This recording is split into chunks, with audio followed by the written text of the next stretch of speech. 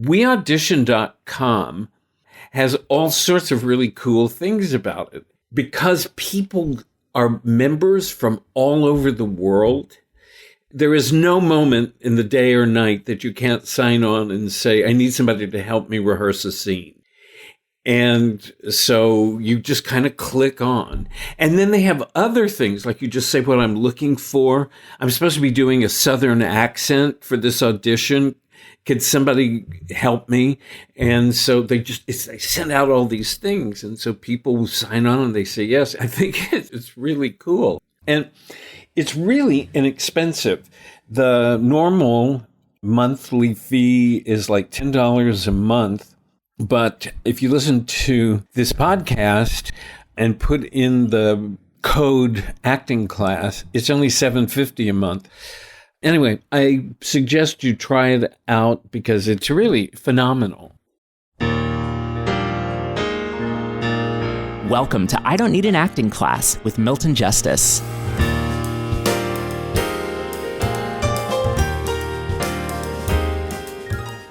It is extremely important that we develop the ability to translate our research into something actable. Okay, so first of all, Caleb's analysis that it was only 30 days ago that somebody flew an airplane at all. And out of that, he made a decision that Percy and Lena are attempting to make history. They are pioneers. So this is kind of a group question.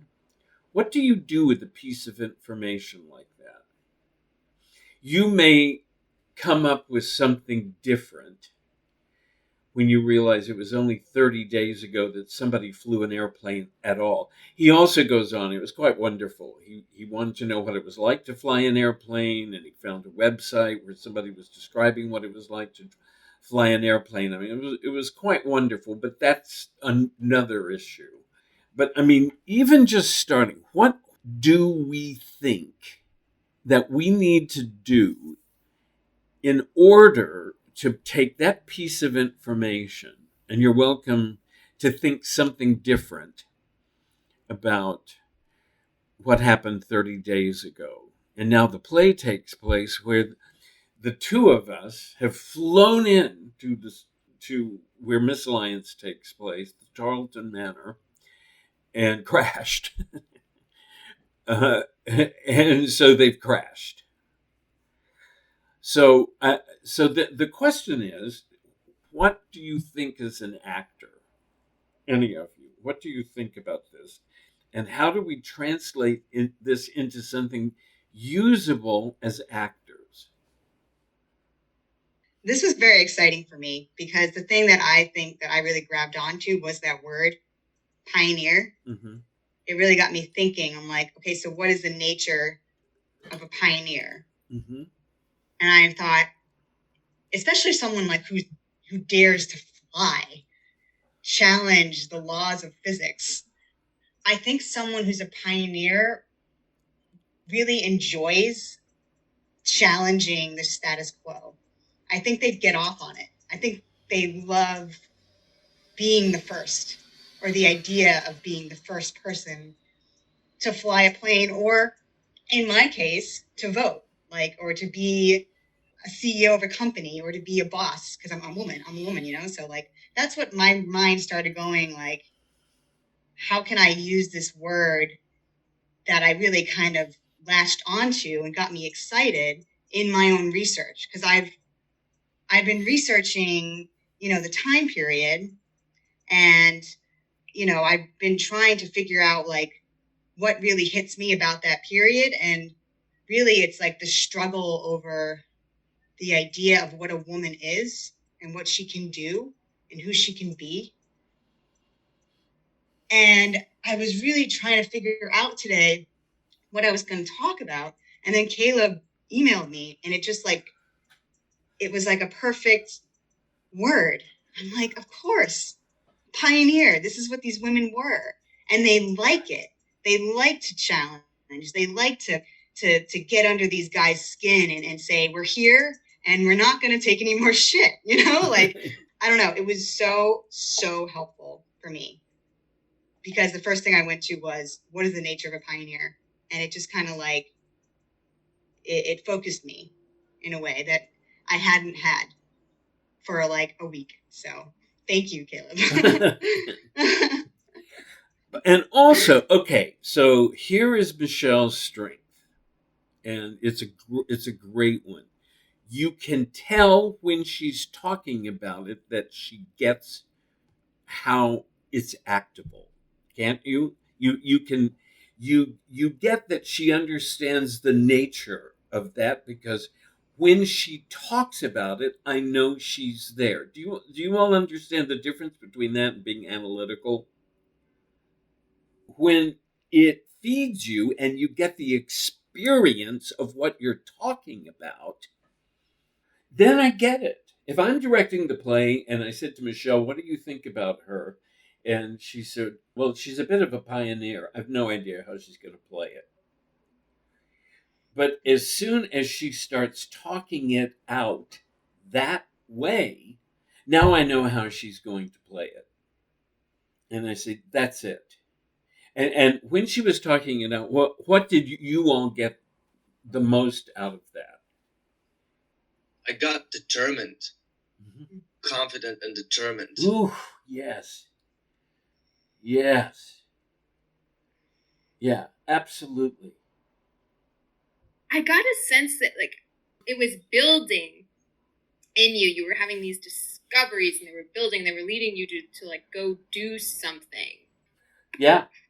Yes, it was active. It was alive. Okay, so there are two things that are going on here that are vitally important. It's looking at information and figuring out what it means. This is really difficult, because for the most part, we sit back and it's dry. We say, wow, isn't that interesting? I mean, I was fascinated with that. I mean, I happen to love script analysis because of that. Justine's brother was majored in history, and anytime he was in a script analysis class, he just knew history. And I love all that information.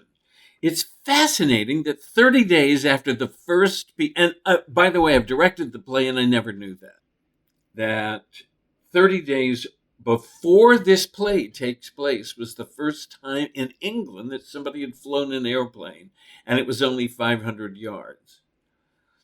So now 30 days later, Percival and Lena crash into the Tarleton estate and suddenly are there.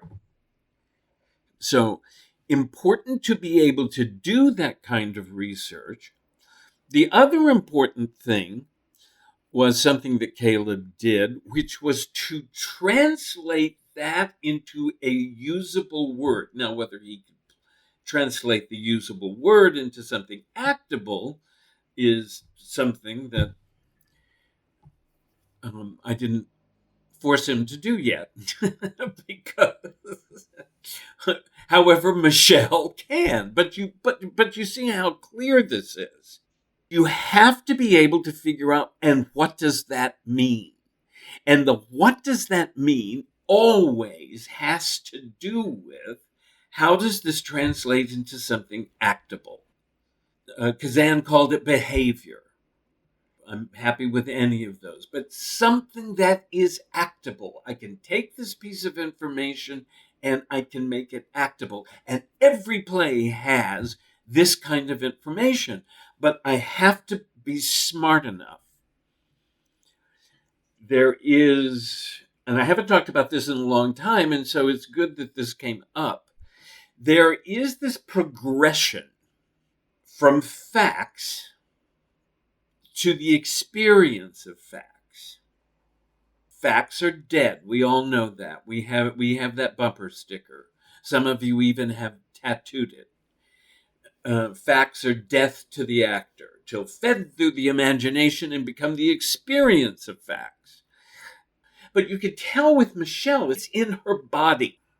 It's like suddenly, it's like it's a total experience. It's a big thing that happens. But the steps that the facts lead you to thinking. So the progression is very clear. The facts lead you to thinking. Thinking is when you take time to sit there and think, now, what does that mean, pioneer? What does that mean? But you see how quickly Michelle got it because she's been in this class. But you see how quickly she got it. She went to what is the nature of a pioneer right away. So, I mean, just keep in mind, a year ago, she didn't do that. So, I mean, just so you know, we don't get all this so quickly. But now that's how she thinks as an actress. But the facts get you to thinking. Thinking gets you to understanding. I have a feeling thinking eventually takes you directly to experiencing, but a lot of times you have to go from the thinking, and I know what that means, and I have all of this together, and I know what it means, and all of that. And so the thinking leads me to understanding. I've been thinking about it. Now I begin to understand her in this world. And Michelle used the word the nature of it. When she went to the nature of it, which is part of the thinking, certainly, she began to understand her in this world. And she quickly put her in all sorts of instances. I mean, look, obviously Michelle gets this character and she connects to this character, which is really important. And I'm excited to watch her do this monologue because it turned her on.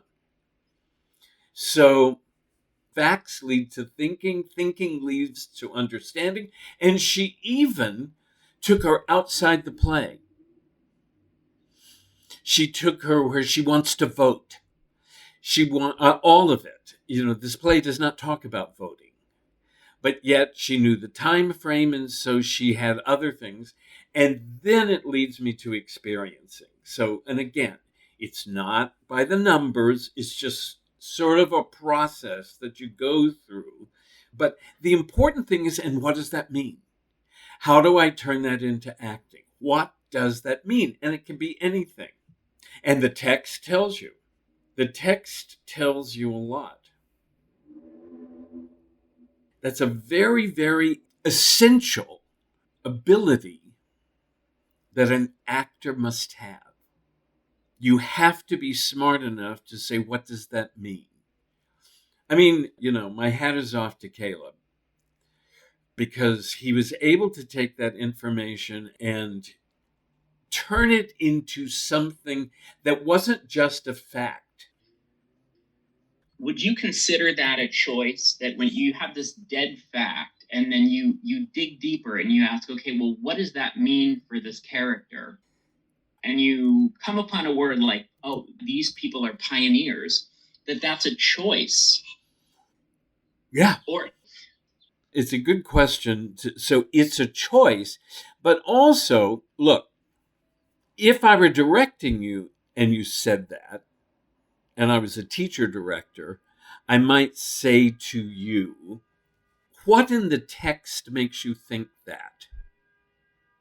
Mm-hmm, mm-hmm. And that's a really important thing. It is the reason I used to number every line, every one of my lines, so that I could actually say to myself, I've made a choice about my character, and the reason it's because on page 6, line 14, he says. Yeah. So it allows me to be very, very specific about how the text tells me where to go with my choices. Also very important. Then I can specifically look at it and say, yes, she says this. She says this. She says this. It tells me she's a revolutionary. She's a revolutionary in 1909. Hell, she's a revolutionary in 2021. because now I begin to put it together. A woman who says, I will not be led around by any man, in 1909 is, I mean, that's the revolution. And it pretty much is in 2021 also. So, yeah. So, in other words, the choice is specifically based on the text, or in Caleb's case, the facts. You say they've just invented air flight. They have just invented it. And 30 days later, Percy and Lena take an airplane out. Well, what is that? That's like saying, oh, we've just broken the sound barrier. We've just gone above the Earth's surface now.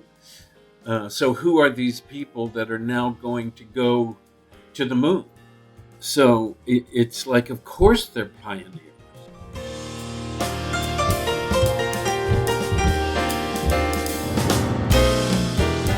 I Don't Need an Acting Class is created and hosted by Milton Justice. Senior producer is me, Walker Vreeland, and director of online media is Evan Sollers. Music provided by Jeffrey Keyser Trio, May This Be Love, from their album On My Way to You. If you have a question for Milton, please feel free to send your email to questionsformilton@gmail.com. That's questionsformilton@gmail.com. You can also follow us on Instagram at I Don't Need an Acting Class. And please subscribe, rate, and review. It's all we ask. It's all we ask. We don't do Patreon. We're not begging you for money. All we ask is that if you like the podcast, if you're getting stuff out of it, you subscribe and you rate and you review it. I can't tell you how much that would mean to us. Thank you so much for listening, and we will see you back here next week.